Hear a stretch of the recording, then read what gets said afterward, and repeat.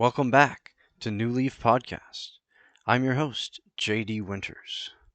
On tonight's show, we talk about forests and our ability to measure their health, diversity, and general ecology. Have you ever wondered how the Forest Service counts the trees? How do we know where healthy growth occurs or track the progress of pestilence like beetlebark infestations? Where does all that logging occur, and how have forest fires affected a forest's ability to recover?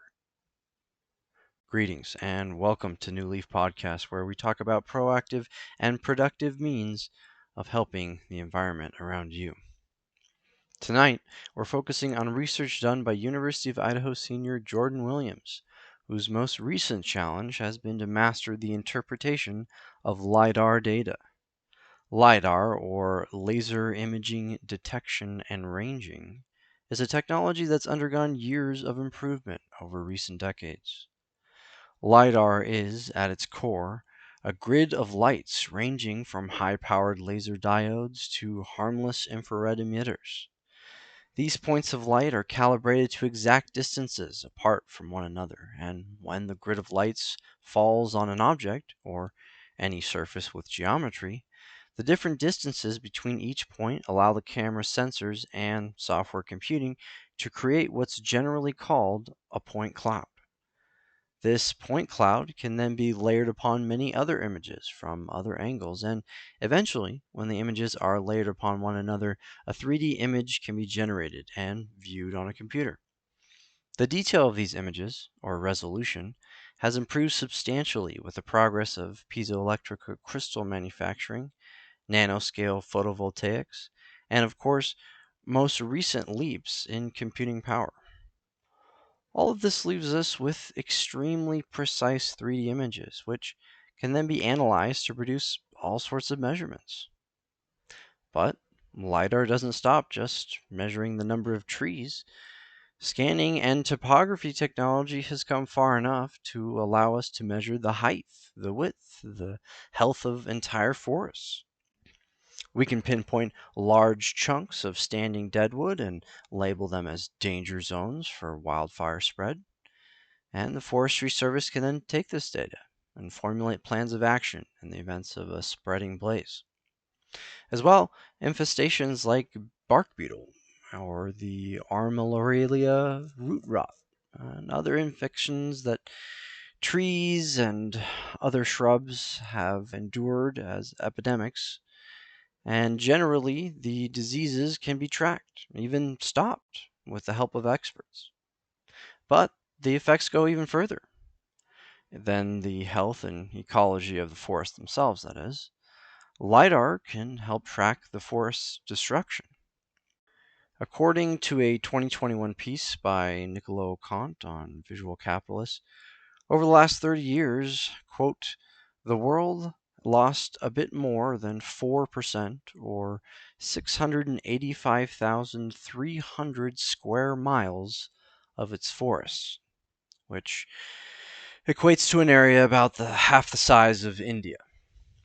LiDAR technology is at the core of tracking this deforestation, from illegal logging operations to corporate logging overreach. The Forest Service needs that data to back up its claims, and students like University of Idaho senior Jordan Williams are deep in that data, and analyzing this technology is a part of their general education. Quote, a lot of traditional foresters don't know how to use this technology, end quote, Williams said. Quote, it's a generational thing. As the next generation, we're expected to know how it works so we can teach others, end quote. And there, my friends, is the core of it. In a few sentences, Williams has identified the crux of the issue: personal responsibility for taking the advantages of a new generation of technology and using them to improve an older generation's way of thinking. The core of making progress to improve our environment and prevent toxic breakdown of our ecological systems is to have enterprising young people who educate themselves with every tool at their disposal. 50 years ago, students like her would have had to hike out into the forest for miles. They would have had to brave the elements and record only a sliver of data for the larger system at play. Today, they can map thousands of square miles with the push of a button. Only this button starts up a drone, or even a fleet of drones, on a massive waypoint mission to map a sector of Earth's precious forests. Williams goes on to describe the process in more detail. Quote, "It helps us collect more data faster and more accurately than having boots on the ground. It lets us see the species of trees in different stands, measure timber volume, the levels of vegetation from the ground to the canopy, and how much heat and humidity is stored on different landscapes." End quote. So there you have it, folks. Smart technology, laser grid LiDAR mapping, and forward thinking have given us a ray of light in a rather dim landscape of environmental restoration and preservation.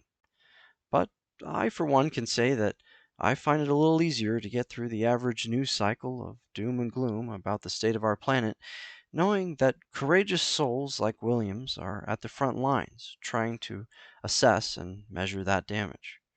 And perhaps in time, their courage will be met with the power of political action, like the promises of the 2017 UN Climate Change Conference leaders, or the hope that kids like me who watched Captain Planet might just have some of those stalwart defenders of the forest already working to fix the damage done to our beautiful world.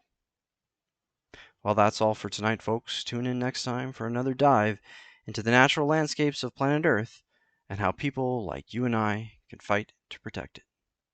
For New Leaf Podcast, this is JD Winters, signing off.